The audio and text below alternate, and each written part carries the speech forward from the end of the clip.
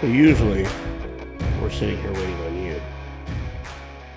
We're waiting on you to come in, get off your phone, get ready to sit down and do a podcast. Today, you and I were in here. We've been sitting here for, 15 minutes? Waiting on these two mongoloids to get their camera equipment ready to go. Change of pace. Do you want to introduce the show today? Because I feel like I always do it. It's your show, so It's go not for my it. show. Well, you know what I mean. You're the better speaker, so go for it. You have a better, deeper voice. All right, well, welcome back to the Founderz Lounge, guys. I have a pretty cool topic to talk about today, and I'll tell you what made me think about it. We were at an event a little while ago. I don't remember how long ago now, but it was a while back, and it's like a little franchise group that we do here in Wilmington. And I had conversations with a couple people there, and then conversations with a few other people after that event. And really the topic of conversation that I'm talking about is they wanted to know, how do you know who you can trust? Like these people that I've been talking to, they've worked hard, their business is growing, they're ready to scale, but they need help. And so a lot of the questions that I got was, well, how did you know you wanted to work with this person? How did you know you wanted to use these guys over these guys? You know, questions like that. And so after having a couple of these conversations, I thought this would be a pretty cool information to share on a podcast, because you and I never really had a rocket science formulation on how we go about doing it. It was just kind of gut instinct. But then I started thinking to myself, if I had to answer that on a regular basis, what were like the top 4 or 5 things that I would look for in somebody like this? Does that make sense? Yeah.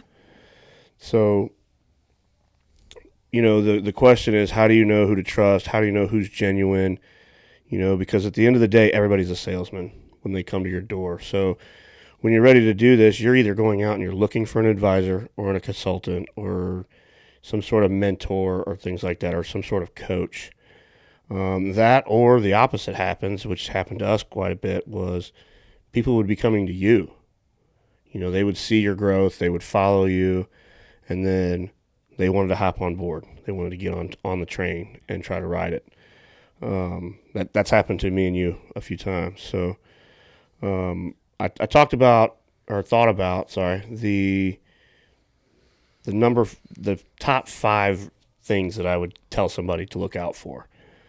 You may have a few more, feel free to interject, but I think the biggest one up front is they have to share your vision and trust your judgment out of the gate. Yeah. I'm going to do each one of these, and she's going to look at me and go, oh, yeah.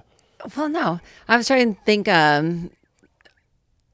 don't know, even when they're on board with you, I still always have my guard up, because if they share your vision and your judgment like 100% and don't challenge you on certain things, then I feel like they're just like yes people. And you know, so it I don't know, sometimes I get my guard up a little bit if they're like 100% on board with us in like the first one or in the first conversation, you know. And I was just thinking about that because we had a phone conversation with a group the other day, and like they were just saying all the right things. And sometimes it's okay to be aligned, but I feel like there needs to be action behind the alignment. For sure. Yeah. So here's an analogy that I'll use. So we're in the franchise business. That's the business that we're in. And so I'll use like a franchise salesman or like a development company. You know, the one that we have now is phenomenal. They're like family to us, and I'll kind of get into how we got there. Which is a big one on this topic. Big one.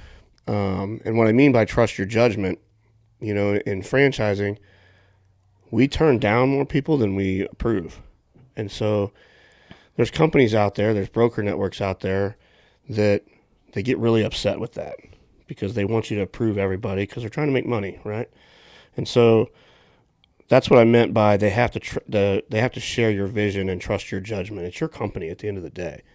So if you're going to tell them you want this to go a certain way, or no, I don't like this person, I don't think they're a right fit for the brand, you know, I'm using the franchising analogy here, But they have to be okay with that. If that's going to be a constant battle or constant struggle, they're not the right fit. They're not the right person for you. I always like to say one word,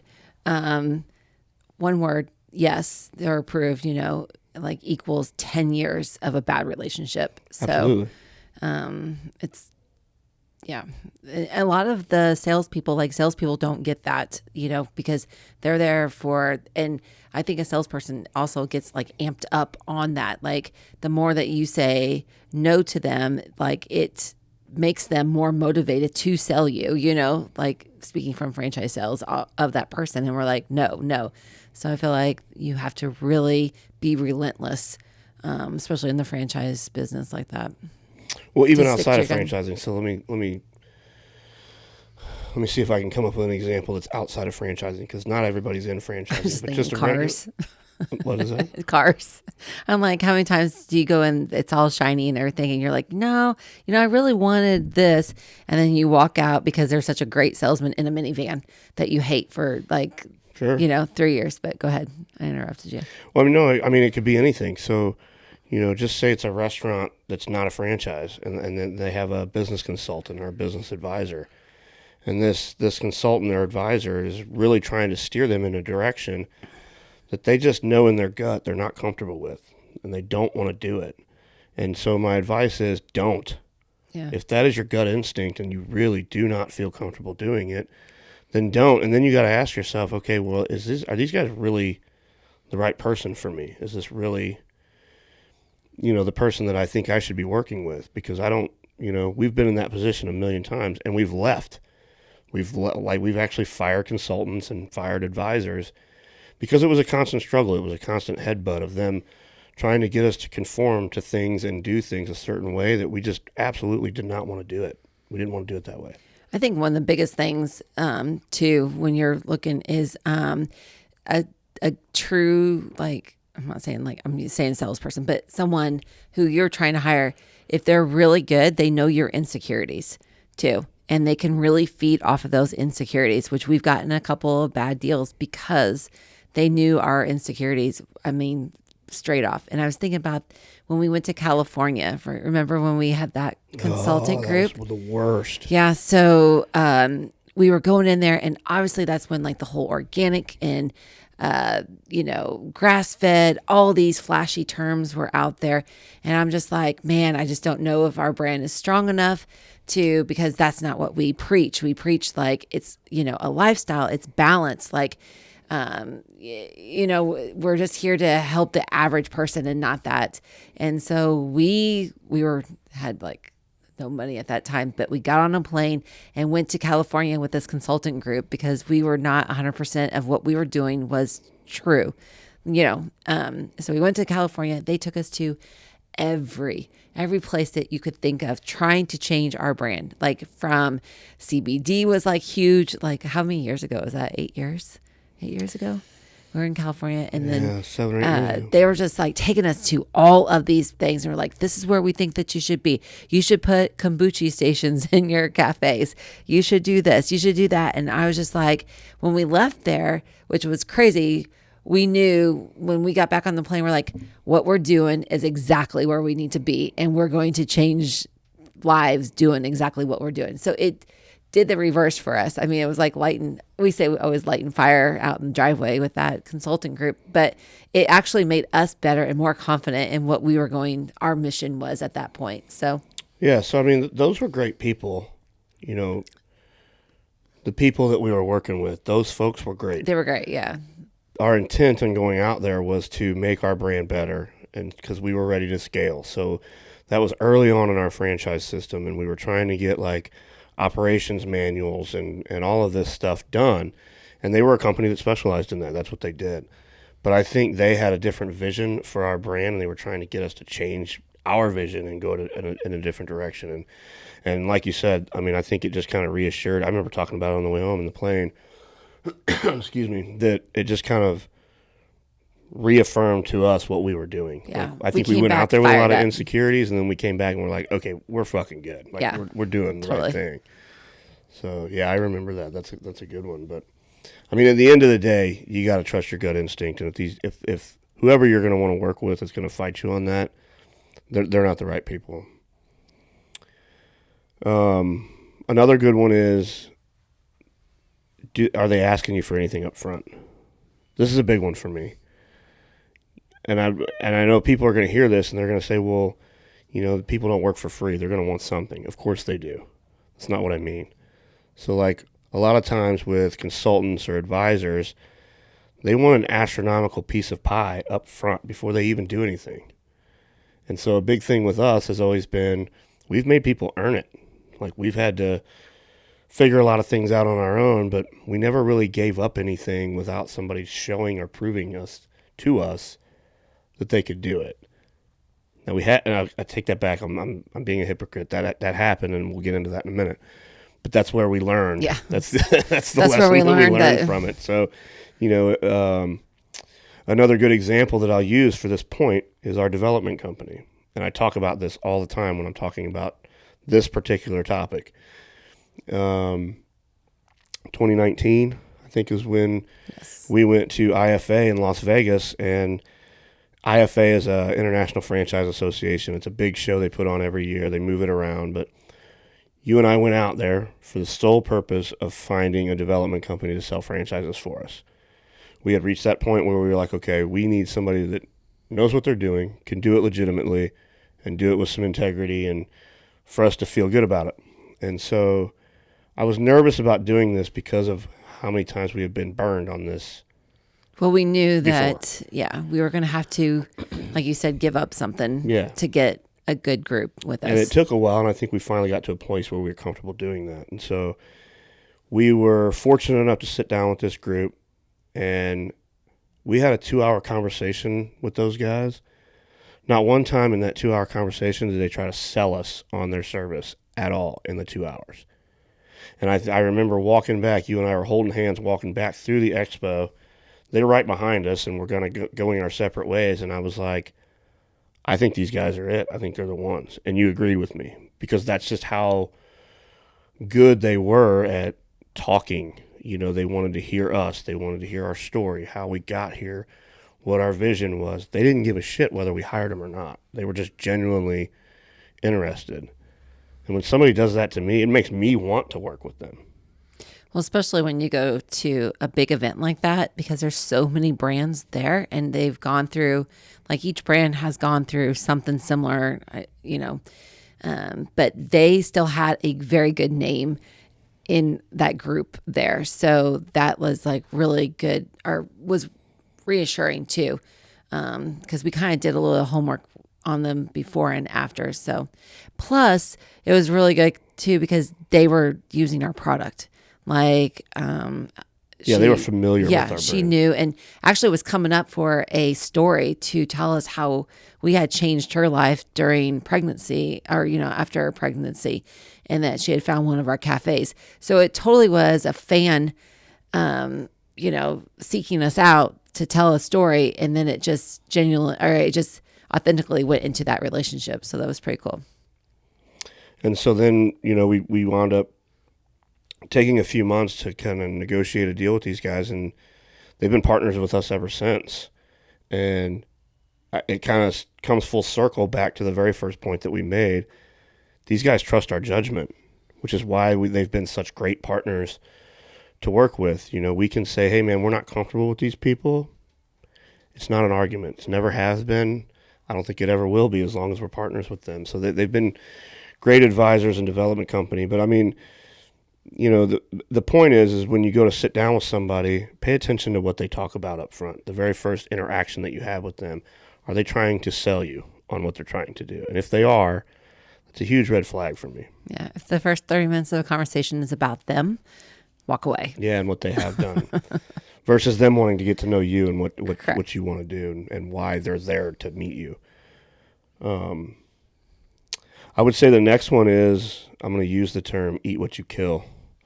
We've kind of gotten used to that statement over the last few years, and what I mean by that is, they don't try to sell you on anything in this first initial meeting.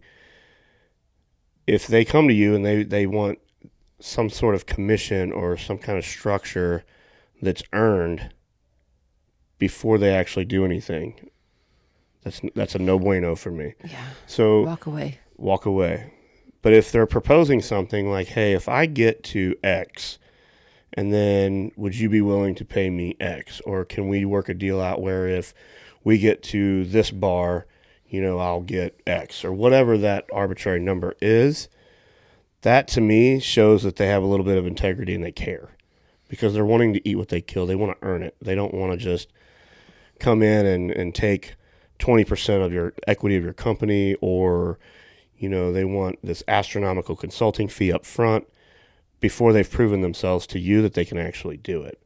I'm not saying, now I'm going to be a hypocrite here too. So there are times where that is okay. If it's a consulting company who has a proven track record, they have references, you can call them, and and that's just their deal. They're either going to do it or they're not.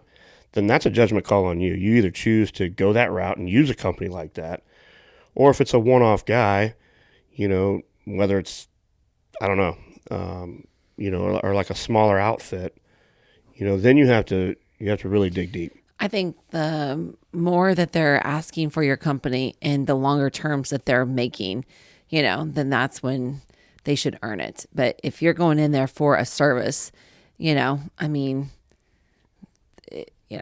different, I feel like, on that. But like someone who, like, we get all the time, like everyone wants equity in us, and like, hey, we've been here 10 years. Like, you can't come in here today and expect, X amount of our company for not even like walking through our door, So, as soon as they start saying they want equity, or, without even proving themselves, I'm out. Like, I just don't even flag up front. Talk to them anymore. Which rolls right into my next one was, do they have a solid reputation, and do they have references that you can reach out to and call? If they don't, sometimes that's okay. I can think of a guy that we worked with here in town that we worked with him 3 or 4 months, and their company was new. They had just formed a brand new consulting company. He was one that, tried to steer us in directions we didn't want to go, and we ultimately just said, hey, man, I don't think this is a good fit. But there's still a lot of businesses around town that still use him. So now, this was 4 or 5 years ago when we were... I'm trying to think who you're talking about. I'm trying not to name his name for obvious reasons, but the older gentleman. Yeah. But he didn't have, they were so new when we hired them. They didn't have a lot of references to go off of because they had just started. Right. We were kind of basing it off of his background in the franchise space. Correct. He was an absolute awesome dude. Just, in our gut, he just wasn't the right person for us at the end of the day. But, check references and make sure that these people have people that you call. I remember, was it episode 2, I think, that we just did of this show, where I was talking about when we hired the company that we hired to franchise us. We wrote them a check, didn't even call anybody that they had worked with. We freaked out. We freaked out. We had wrote these guys almost $30,000 check up front, which was all the money we had, without even calling a single person they had worked with. Yeah. Dumb. It was just stupid. It was so dumb. But worked out. Yeah. We're 1 for 1 working out. One worked out, one didn't work out. So another one would be, I mentioned that word integrity. That's a big one for me. And so I would ask yourself, do they have integrity in class? What I mean by integrity in class is basically, at the end of the day, do they talk shit? That's happened to us too. We've hired advisors and consultants. Next thing you know, we're in a meeting.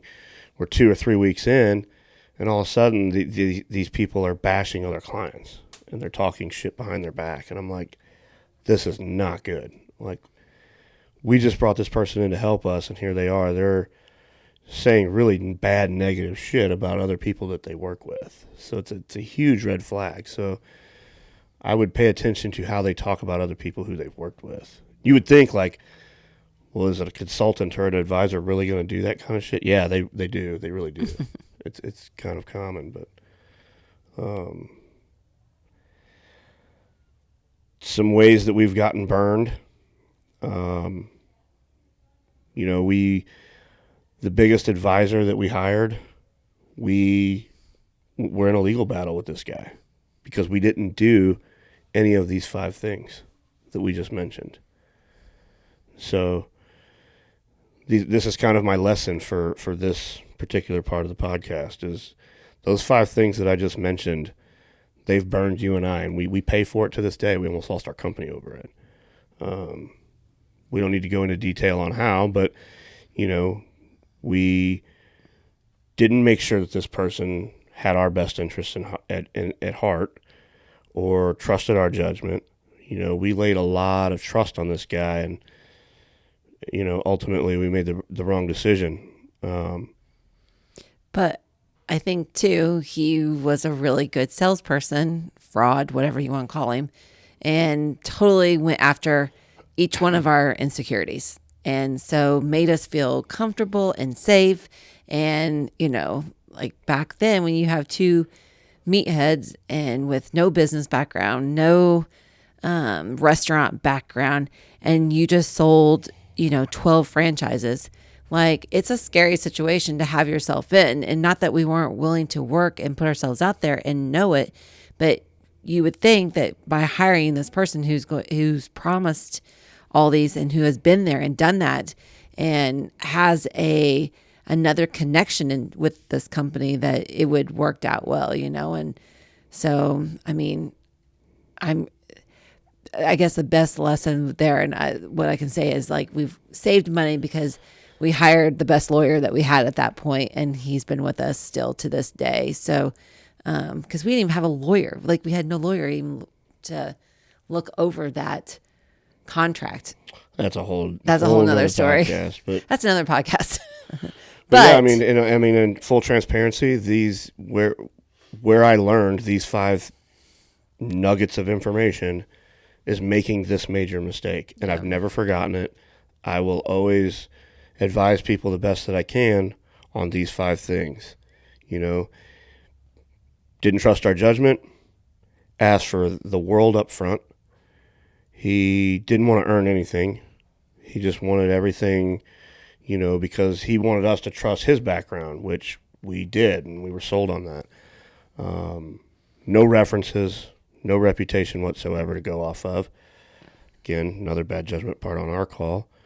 And then just had horrible things to say about other brands and other things that he had supposedly gotten into. So those are the big 5 that stick out to me. I don't know if you have any more, but when I was thinking about, okay, if I had to give 5 pieces of advice, what would they be? And those would be it. Yeah. The other thing I wanted to talk about while we're doing this topic on who can you trust and who do you want to use when you're ready to get to this point is service providers and vendors. This one's not going to be as flashy as advisors and consultants, but I think it's relevant. A lot of businesses, when they start to scale, they run around and they get scatterbrained on little things as just like contractors. You know what I mean? Like I'm going to use that analogy a lot when I'm talking about this one. So, in the restaurant business, we always need a plumber. We always need some sort of handyman or electrician or something because there's always something going wrong.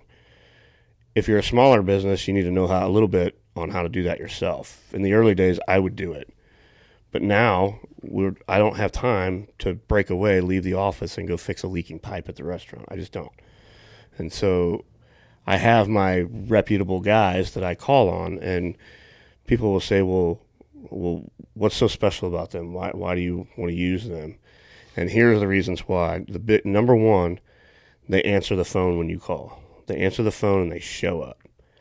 I've told everybody, like, I will pay more money for a service provider or like a contractor, plumber, electrician.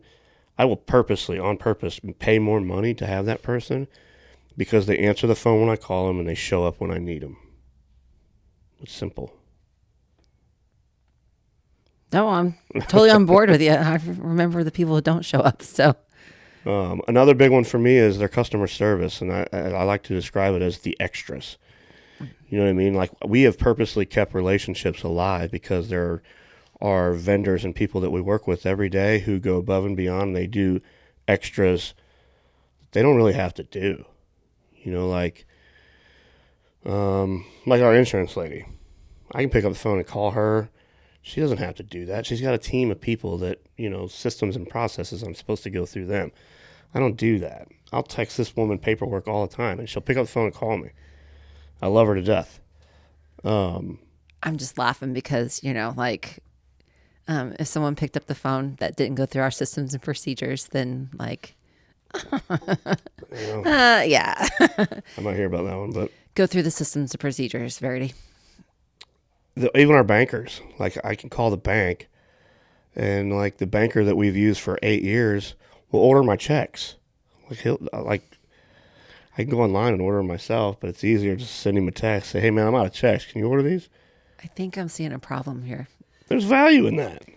I know, but you wouldn't, would you do that if someone did that?